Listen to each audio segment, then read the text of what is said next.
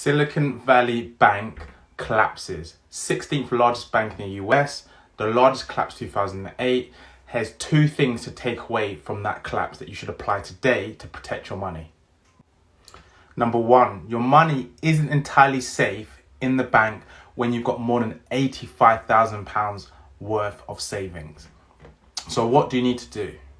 So straight away, go ahead and look at diversifying your savings across several different banks, but make sure that the banks that you diversify against aren't under one group, because that £85,000 worth of insurance only applies for the group bank.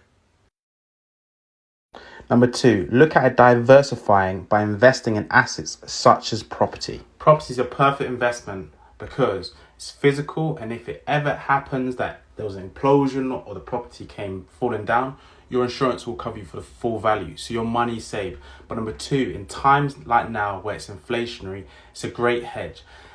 Properties like these that us and our investors invest in cost around £70,000 to £75,000 and spit off a net return investment of 10% plus, allowing us to protect our money and hedge against inflation.